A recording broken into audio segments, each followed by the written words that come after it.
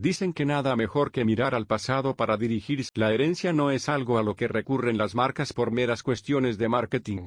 También es una cuestión de imagen o posicionamiento. Honda no quiere seguir esa tradición, y rompe con su pasado para encarar el presente y el futuro. La electricidad ya está aquí, así lo aseguran unos japoneses que se olvidan de su primer eléctrico para dirigirse al futuro. El Honda N1 encara ese nuevo horizonte. La gran pregunta es, ¿por qué Honda se olvida de un producto tan fantástico como el Honda E?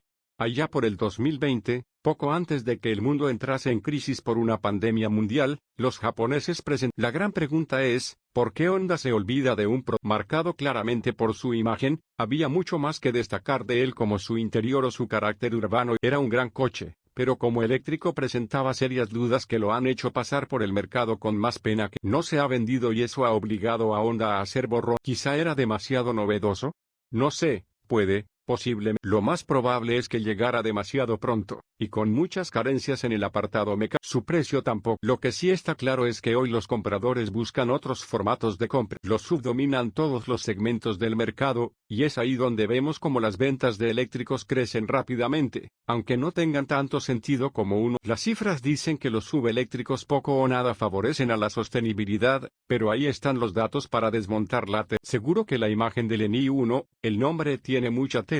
Te recuerda a otro coche y razón no te Se trata de un calco del Honda HR-V. De hecho, se podría considerar como la versión eléctrica del SUV híbrido más pequeño de la casa, aunque emplea una plataforma completamente diferente denominada N. Se trata de un calco del Honda HR-V. De hecho, como no hay componentes mecánicos que refrigerar, así que la calandra se cierra por completo para así, de paso, reducir el impacto. De paso, los japoneses han aprovechado la ocasión para introducir alguna novedad como los faros o los juegos. Por detrás las diferencias son incluso menores, por no decir que no existen. A pesar de ello, la plataforma se cambia ligeramente, se amplía, lo que a su vez altera las cifras dimensionales. El Honda N1 alcanza los 4,39 metros de largo, los 1,79 metros de ancho, sin retrovisores, y los 1,58 metros. A esas cotas hay que sumar un peso en vacío de 1,730 kilogramos, y una altura libre con respecto al suelo de 13,5 centímetros. Si a esta última cifra le sumamos el hecho de que solo hay versiones de tracción delantera, podemos decir que estamos ante un SUV con escasas capacidades para pisar fuera del asfalto. Tampoco supone ningún drama o problema. Pero vayamos con más cambios y bien. Si abrimos las puertas vemos que Honda se suma a la moda de las pantallas verticales y, lamentablemente, a la ausencia de botones físicos. La estructura interior cambia completamente con respecto a la de un Honda H. El salpicadero se modifica no solo para sumar el panel vertical, también para integrar un cuadro de instrumentos digital plano. Ni que decir tiene que el panel central acapara todo el protagonismo gracias a sus 15,1 pulgadas. Es muy grande,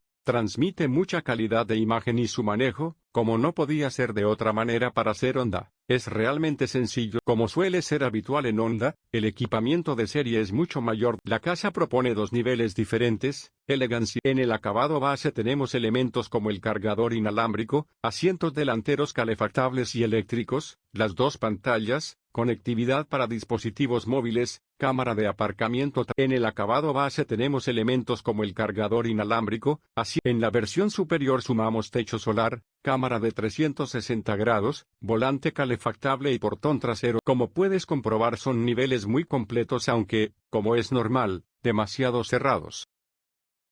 Hablando en términos de habitabilidad, el N1 parece un coche de un segmento superior. Honda aprovecha al máximo cada centímetro disponible para que los 5 ocupantes viajen cómodos. Las mejores plazas son las delanteras, obvio, pero en las traseras también se ofrece mucha amplitud para pasajeros altos. La anchura de la banqueta trasera es correcta, aunque el espacio central está más limitado por un asiento más estrecho con un El maletero por su parte no ofrece demasiado espacio con un volumen mínimo de 361 litros. 344 litros para el acabado A. Es más capacidad que la del HR-V, pero sigue siendo un dato demasiado escaso teniendo en cuenta las proporciones generales. Llegando al corazón de este eléctrico de nueva era, bajo el capó encontramos un solo motor con 204 caballos de potencia, y 310 Nm de par motor que se alimenta de una batería de iones de litio. Llegando al corazón de este eléctrico de nueva era, la cifra homologada en ciclo WLTP anuncia un consumo medio de 18,2 kWh/100 km que ofrece una autonomía homologada de 412 km.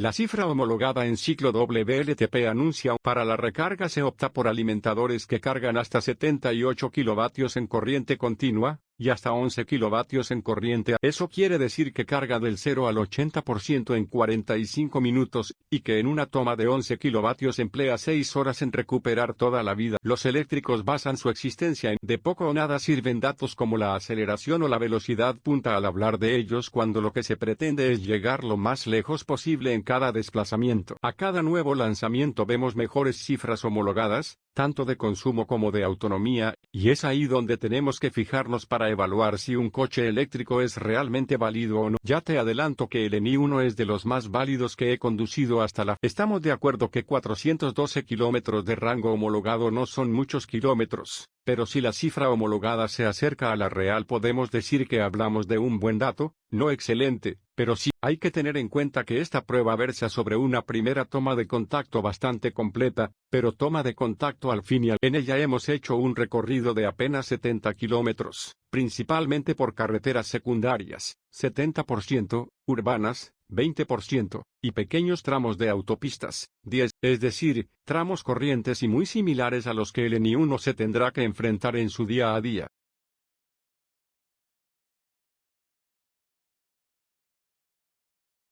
Durante dicho recorrido, en el que no creas que he sido conservador o donde el terreno ha puesto todo a su favor, el consumo medio final se ha quedado en apenas 14,5 kilovatios hora por cada 100 kilómetros recorridos. Un dato que me parece sencillamente. No hay duda que la eficiencia ha sido lo que más me ha llamado. Otros coches eléctricos podrían haber gastado 4 o 5 kilovatios más de media, pero me quedo con la estabilidad de las cifras que animan a pensar que las cifras homologadas pueden ser bastante reales. Queda esperar a una prueba más completa para salir definitivamente de duda. También he de decir que los consumos no ha sido lo único que me ha llamado la atención, porque Honda tiene un toque especial a la hora de poner a punto El Civic y el ZR-V demuestran ser de lo mejor de sus segmentos, y en el caso del ENI1 se puede decir, lo mejor que se puede decir de él es la normalidad que no parece estar conduciendo un eléctrico salvo por la calidad de rodadura. Es agradable, es cómodo y, encima, se comporta muy bien cuando le apretamos. El volante transmite información, el tacto del freno es absolutamente normal, y la suspensión tiene No es echar flores al ENI1 por echar flores, pero me gustaría que muchos más eléctricos tuvieran ese tacto de normalidad al volar. Lo único que he echado en falta es un poco más de regeneración. Hay dos levas tras el volante que permiten interactuar con la retención, pero apenas cambian la forma en la que el coche se comporta. No aplica casi deceleración y tampoco influyen mucho los modos de conducción, y con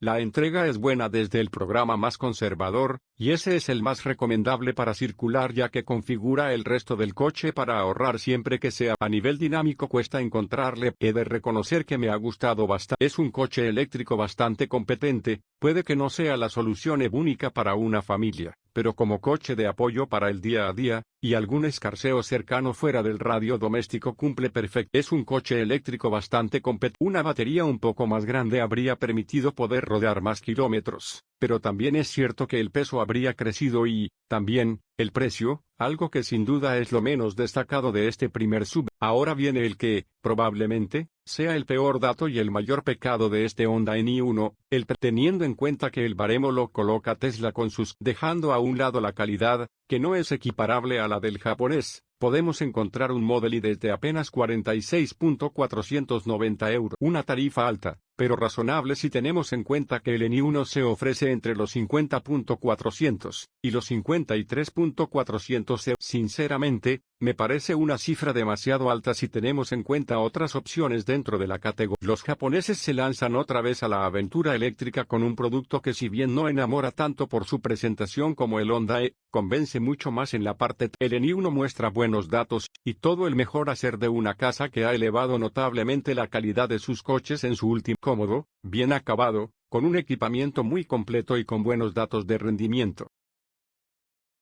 Hay muchas más cosas positivas que negativas, pero el problema es que el precio está en el lado malo de la balanza. Es mucho dinero por un coche de 4,38 metros de largo y 412 kilómetros de auto. A pesar de ello, si te encaja y te gusta, no te decepcionará.